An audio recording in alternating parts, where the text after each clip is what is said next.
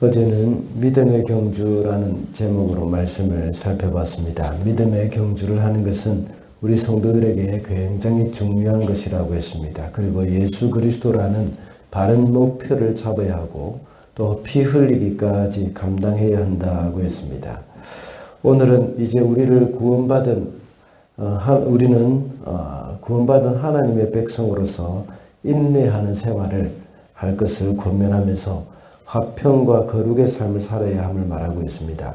그리고 구약에서 시내산에서 있었던 이스라엘 백성과 또 신약의 교회를 대조하고 있습니다.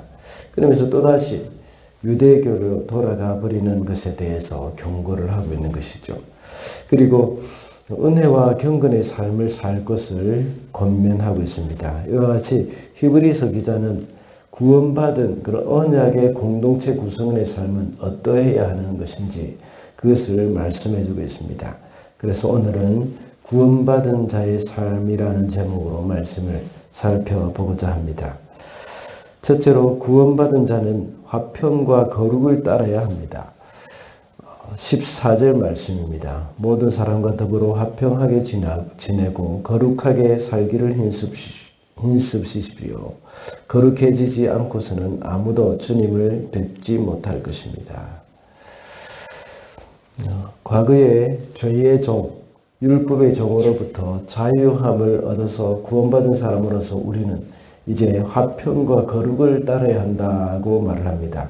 먼저 화평과 관련된 말씀으로는 15절에서 말하는 바와 같이 그 은혜에서 떨어져서 쓴 뿌리가 돋아날 때에 서로 간의 화평이 깨어지기가 참 쉽습니다.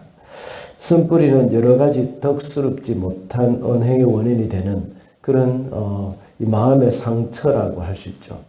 이런 마음이 있을 때에 공동체 안에서 다툼이 있을 수 있고 서운한 마음이 있을 수가 있습니다.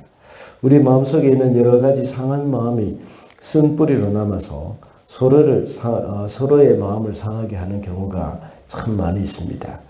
공동체 안에서 구원받은 사람이라고 하더라도 상처를 안고 살아갈 때는 그 쓴 뿌리가 화평을 깨뜨리는 경우가 굉장히 많이 있습니다. 그러나 그것을 덮어주고 싸매어 줄 수 있는 그 방법은 바로 은혜라는 것입니다. 우리가 은혜 안에 있을 때에 상처조차도 치유할 수 있는 공동체가 될 수가 있습니다. 그러나 은혜에서 떨어져서 나갈 경우에는 그냥 넘어갈 수 있는 일조차도 쓴뿌리로 남아서 서로의 마음을 상하게 하는 경우가 있다는 것이죠. 그러므로 우리는 화평을 따라 행하도록 늘 노력을 해야 합니다. 그리고 또한 거룩을 따라야 하는 것도 역시 우리는 잊어서는 안 됩니다. 화평하게 하려다 보니까 거룩이 손상되는 경우도 있습니다. 공동체 안에서 죄가 드러나는 경우가 있는데 화평을 위해서 모른 척하는 그런 경우도 있다는 것이죠. 그런 경우에는 공동체 안에 죄가 들어오게 되는 그런 빌미를 제공하는 겁니다. 그래서 공동체의 거룩이 손상되는 그런 일이 일어나게 됩니다. 그래서 거룩함을 이루어서 음행하는 자가 없고 죽 한 그릇에 장자권을 파는 그런 에서와 같은 사람에 속하는 그런 일들이 생기지 않도록 해야 한다는 것입니다.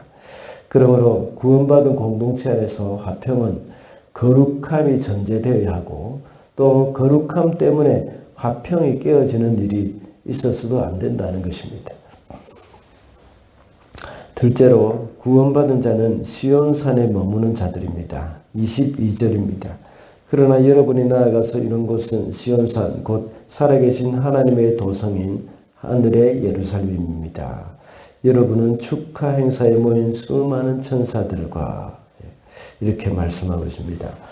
오늘 본문 18절부터 24절까지의 말씀에서 크게 두 가지를 구분을 하고 있습니다. 시내산과 시온산이죠. 시내산은 구약의 모세를 통해서 받은 율법을 상징하는 것입니다. 그것은 모세가 율법을 받은 장소로서 모두가 두려운 가운데서 하나님을 섬기는 그런 장소입니다. 그래서 이것은 옛 언약을 가리키는 것입니다. 지금까지 살펴본 바와 같이 옛 언약은 이스라엘 백성의 율법의 이스라엘 백성들이 율법의 요구를 반드시 지켜야 하는 것을 강조해 왔습니다. 만일 그것을 지키지 않을 때는 하나님의 심판이 임한다는 것을 상기시켜주고 있는 것이죠.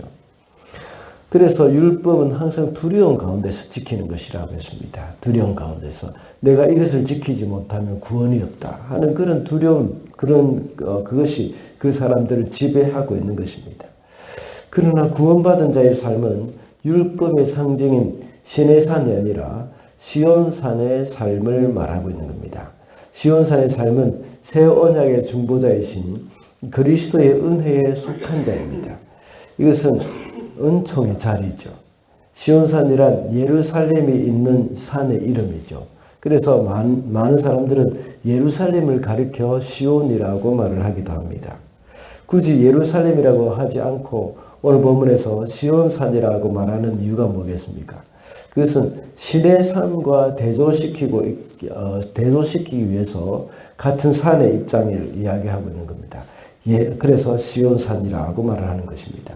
이곳은 예루살렘에서 예수께서 모든 죄인을 대속해서 십자가에 못 박혀 죽으시고 우리를 구원해 주신 그런 것을 말하는 것입니다. 이것이 바로 용서의 자리이고 은혜의 자리입니다. 그것이 새 예루살렘, 바로 천국을 가리키는 것입니다. 지금 구원받은 성도는 이런 은혜의 자리에 서 있다는 것을 말씀해 주고 있습니다. 이것은 다시 말하자면 유대교와 비교해서 기독교의 탁월함을 또 다시 한번 강조하고 있는 것입니다.